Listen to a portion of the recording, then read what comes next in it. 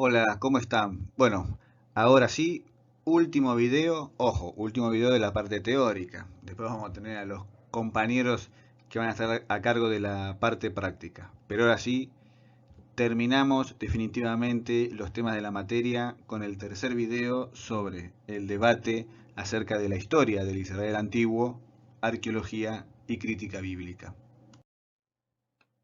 Bueno, ya hemos hablado bastante acerca de la posición de Finkelstein y Silberman, no solo en lo que respecta a cuándo, dónde y por qué se comenzaron a escribir los textos bíblicos, sino también en lo que respecta a su posicionamiento sobre, bueno, la, la historia más temprana, como el Éxodo y la conquista de Canaán, que descartan de plano, sino fundamentalmente a partir del reinado de David y Salomón, temática abordada en el capítulo 5 del libro de Finkelstein y Silberman.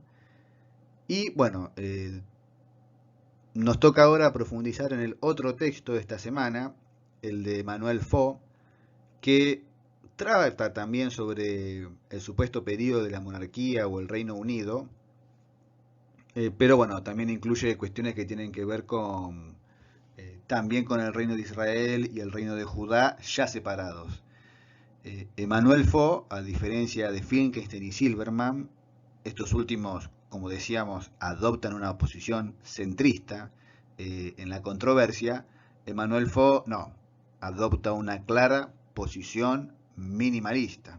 Así que aquí la idea es tratar de profundizar en la visión de esta corriente de estudios para ver, bueno, cómo trabaja un minimalista la evidencia arqueológica, epigráfica, cómo considera el texto bíblico, preguntándonos una vez más sobre la historia o no del reino de David y Salomón y luego de los reinos separados de Israel, el reino del norte y el reino del sur, el reino de Judá. Para el caso de Palestina tenemos la particularidad del peso predominante del relato bíblico para reconstruir la historia de fines del Bronce Tardío y comienzos de la Edad del Hierro. El autor, en las primeras páginas de su artículo, da cuenta de un enfoque tradicional, que es el enfoque predominante, que utiliza el Antiguo Testamento como una fuente histórica primaria, considerando que si bien hubo una deformación producto del paso del tiempo y la manipulación de redactores tardíos ubicados en distintos momentos de la historia, en el fondo el núcleo de los hechos narrados en el Antiguo Testamento serían históricos, serían verídicos.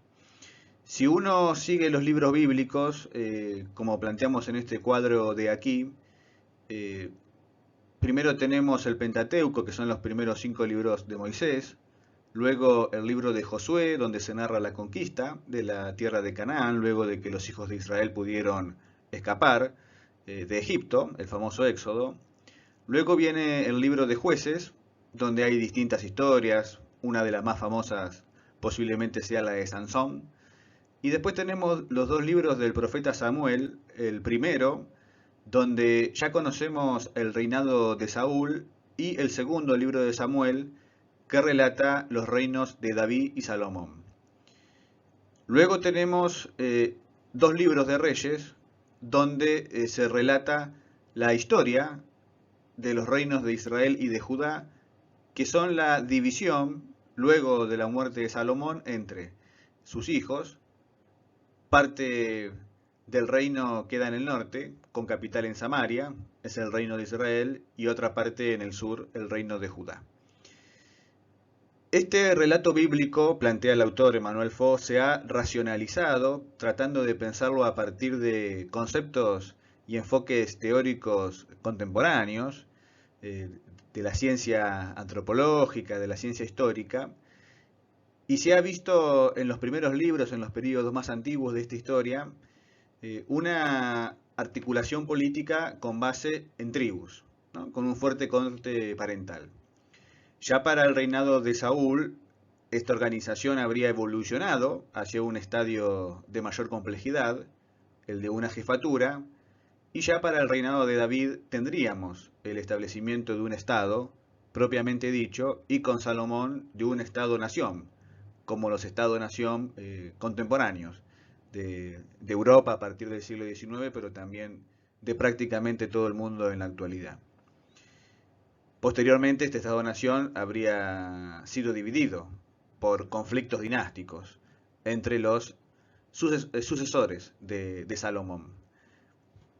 ¿Cuándo es que habría sucedido todo esto? Pues bien, se estima que la conquista de Canaán habría ocurrido en torno al año 1200 a.C.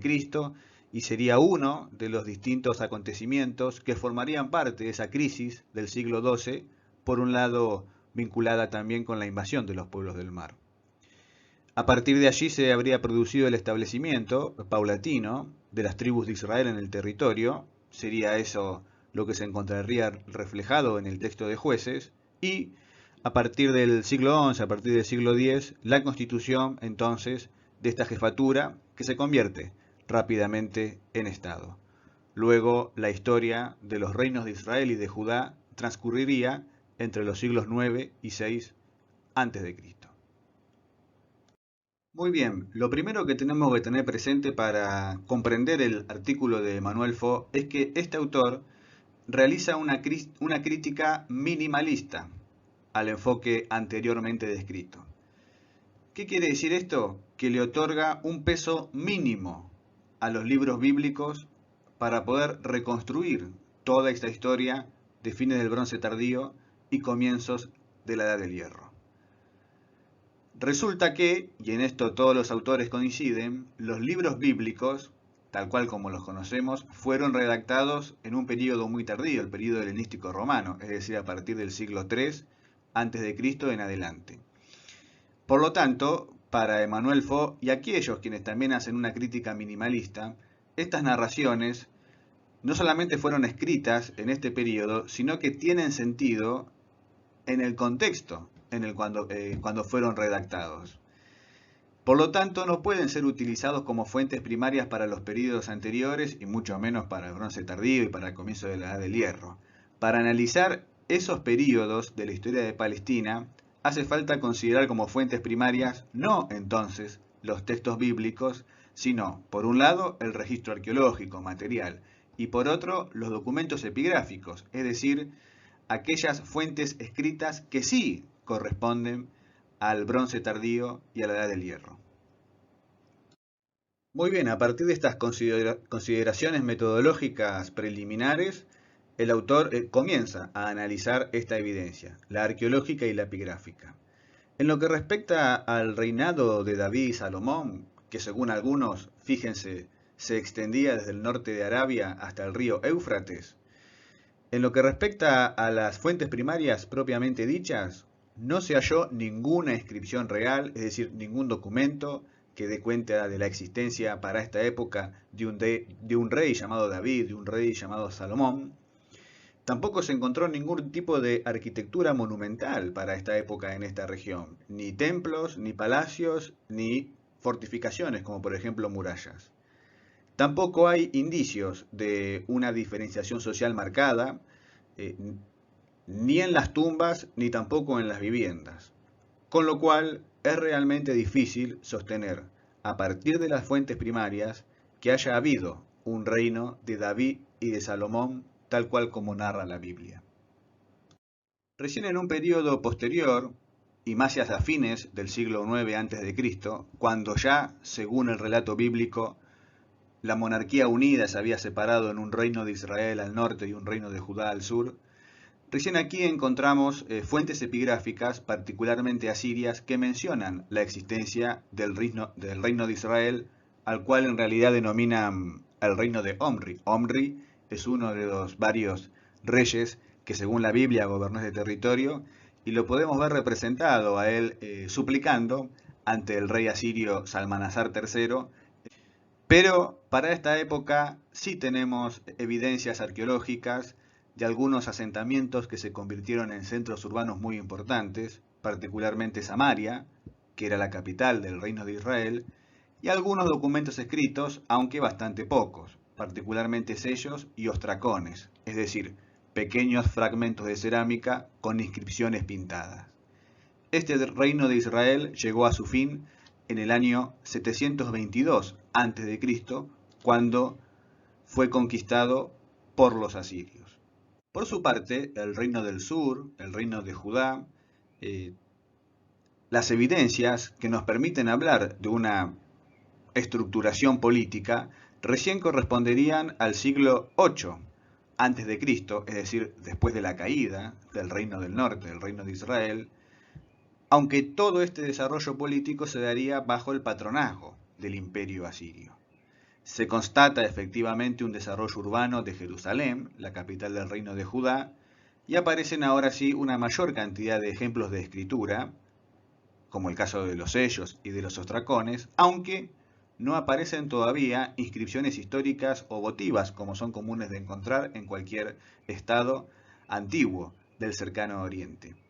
Este reino también llegó a su final producto de la conquista de grandes imperios foráneos, en este caso el imperio babilonio o caldeo.